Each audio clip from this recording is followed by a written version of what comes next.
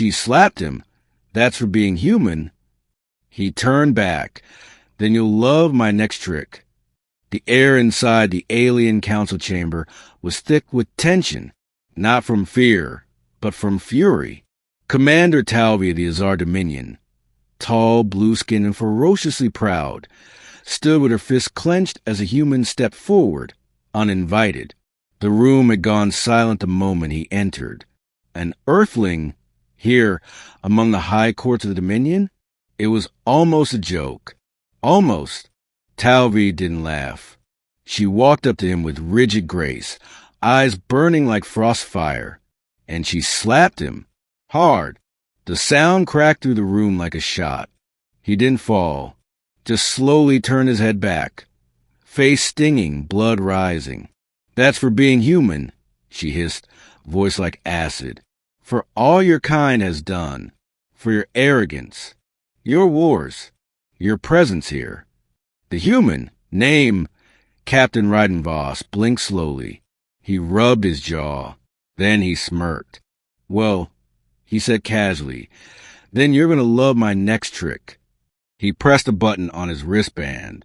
A shimmering orb rose from his belt, floated into the air, and projected a three-dimensional map, a star chart, glowing and shifting. But this was no ordinary map. It was Azar space, and it showed every Dominion war fleet, every transport route, every hidden station, down to the hour. The entire chamber erupted. Cries, shouts, accusations. Talvi's eyes widened, not in fear, but disbelief. Impossible, she whispered. How did you? Raiden tilted his head. You think we humans charge in blind? You slap us and call us simple. But we're not as stupid as you want us to be. We study. We adapt. He paused. And now we offer peace. Talvi was silent. The other council members argued, gesturing wildly at the floating map. I came here, Raiden continued, lowering his voice, not to conquer you.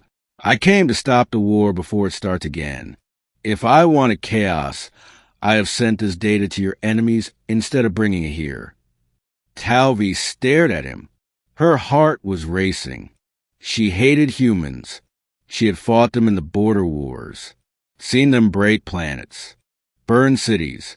Yet here he was calm, bold, smiling with that maddening human mouth, offering her a gift and a threat wrapped in one. And worse, he intrigued her. Later, after the council ended in chaos and adjournment, Talvi found him alone on the terrace overlooking the twin moons. She approached quietly. You're lucky I didn't kill you. He didn't turn. You're lucky I didn't let you.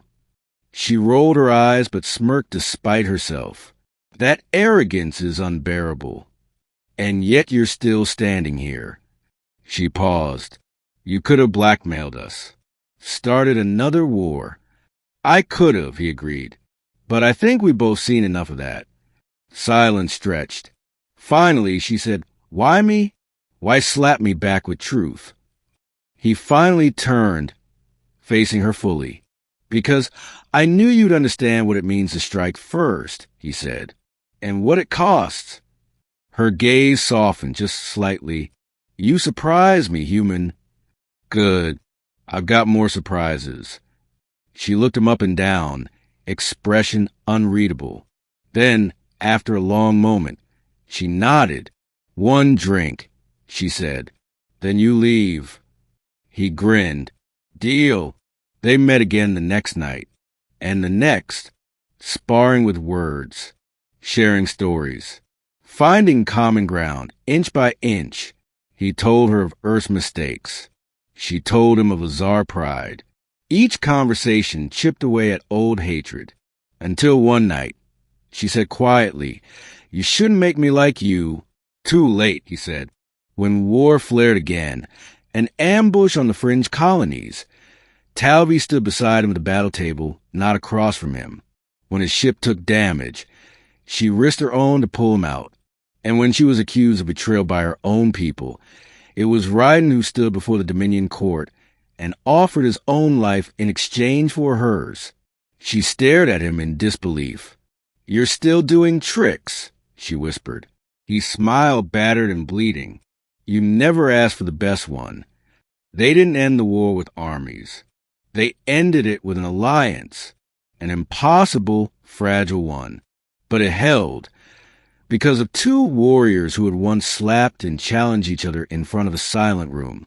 Because a human dared to be honest, and an alien dared to listen.